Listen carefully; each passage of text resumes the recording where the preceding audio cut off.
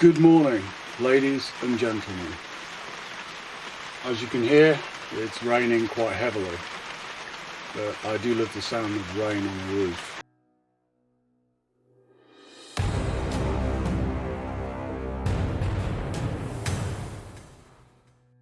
We've just gone through this mini heat wave, and during it I got the energy again to do lots of jobs around the house. One of these little jobs I did is something I've been wanting to do for many years, and that is to make a Kuksa. A Kuksa is a Finnish wooden cup traditionally made from birch bough, a sort of growth that grows over a wound in the side of the tree. However, last week we had an immense delivery of logs. The wood we had delivered is beech, and it's an extremely hard wood, perfect for both furniture making and firewood. Now my friend Rusty and I have been out in the forest looking for birch boughs, because we do have birch here. But something didn't seem right about further mutilating a tree. Yeah, you could paint over the wound, when I just had at least 10 cubic meters, 11 cubic meters of beech delivered. So I decided, stupidly, to use beech. Now, just going out in the forest at the moment it's quite scary, to be honest. Slovakia seems to be having a bit of a bear epidemic, and it has done for the last couple of years. When I first came here, there were about 800 bears in the country. Currently, there are over 2,000 bears. These are brown bears, what the Americans would call grizzlies, wandering around the place. Last year, 5 or 6 were surrounding my village, or in the surroundings of my village. They weren't holding it hostage. And bear attacks, lethal bear attacks, are becoming more common. Something which was very rare in previous decades. Yeah, okay, occasionally you would have a Czech tourist be dragged out their tent and scalped at night whilst camping in the Tatra Mountains.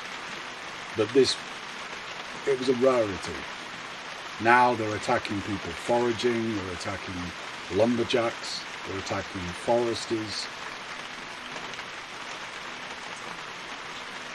People here are starting to get a little bit frightened of bears. I can understand it. There's nothing you could do.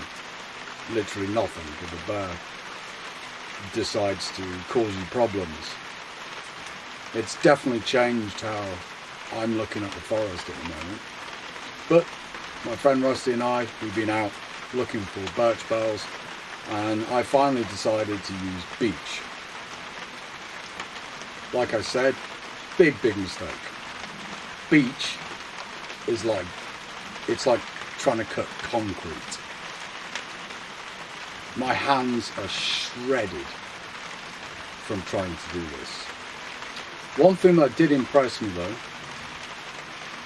for the last couple of months I've been looking for a new bushcraft knife. A simple knife with a Scandi grind. I have an excellent bushcraft knife made by Bison Bushcraft. Roger Harrington of the Wilderness Gathering fame, he produces Bison Bushcraft knives.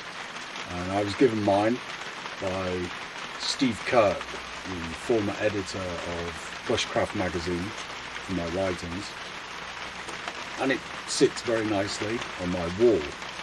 There's no way I'm going to be using that for chunneling out hardwood or playing about in the forest.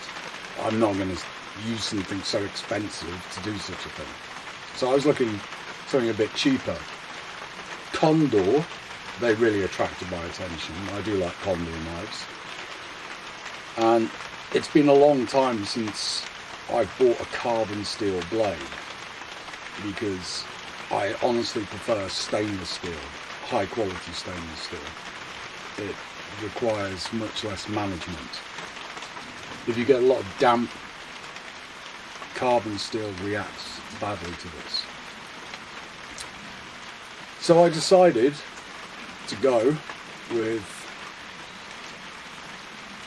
a Beavercraft knife, because Beavercraft are famous for wood carving.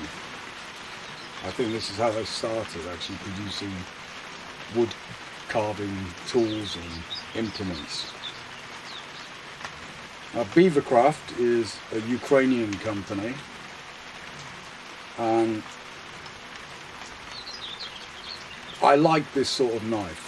I really do. In my travels, I've met several old men. There's one particularly in Croatia I'm thinking about, some 70-year-old bloke who's still dove for fish and clams every day. And these old blokes used to have very simple carbon steel riveted knives, where they've used them for so many years that the blade ends up a fraction of its former size, because they've sharpened it and sharpened it and sharpened it. It ends up looking more like an ice pick. But they use them for decades and decades, and I've always wanted something similar. So I always buy full tang, and I like having the two rivets, the two bolts on the handle, so it can be easily replaced should it break. As you can see, I've added some what's called Ranger bands, which is basically bicycle inner tube cut up to give it more of a grip. I do this on everything, on axes, knives, anything I use. I generally put some grip tape on it. It's not pretty, but I'm into function more. Got a very nice Scandi grind. I don't know what the carbon steel is, it doesn't say. But one thing that massively impressed me with this knife, massively, was I spent 3 days basically using the tip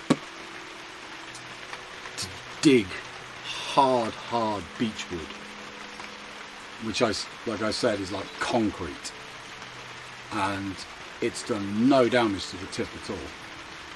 Now, I have a knife specifically for prying, which is the Breacher 2 by Boca Magnum, and I was really expecting this to snap, and it didn't. One thing I did learn though is this is much too big for wood carving. It's way oversized. Wood carving, you need something about that big, couple of inches maximum, and a much smaller handle so you can do fine details. This causes lots and lots of blisters, but I'm impressed.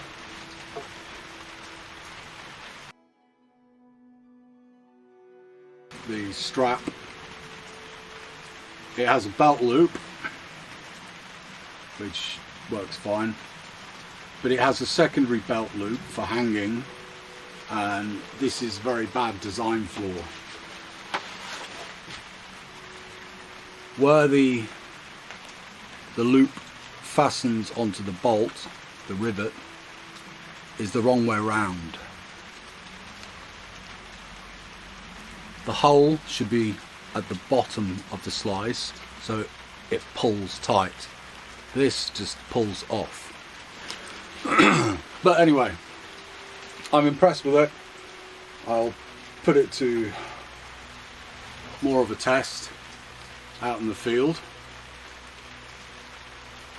It's not cheap, but it's nowhere near as expensive as a hand-forged bushcraft knife. Now the Kuksa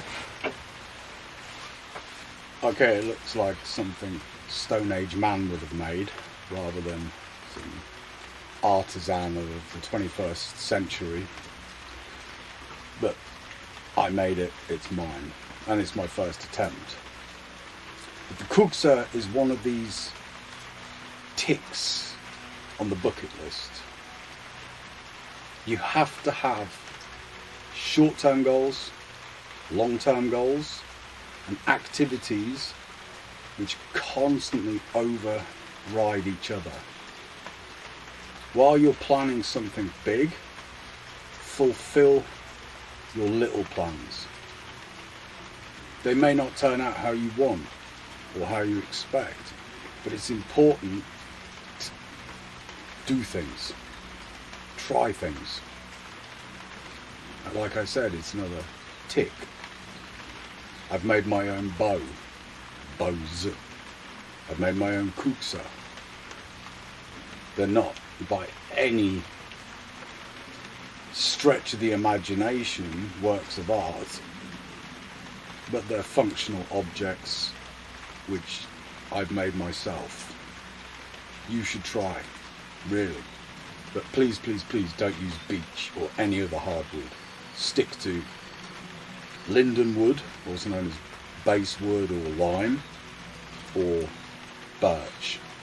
It'll make life 1,000 times easier and your hands won't be bleeding. Now, just a few weeks ago, I thought my hands were like sandpaper. They're not quite like the villagers where they rip out nettles with their hands and don't feel anything.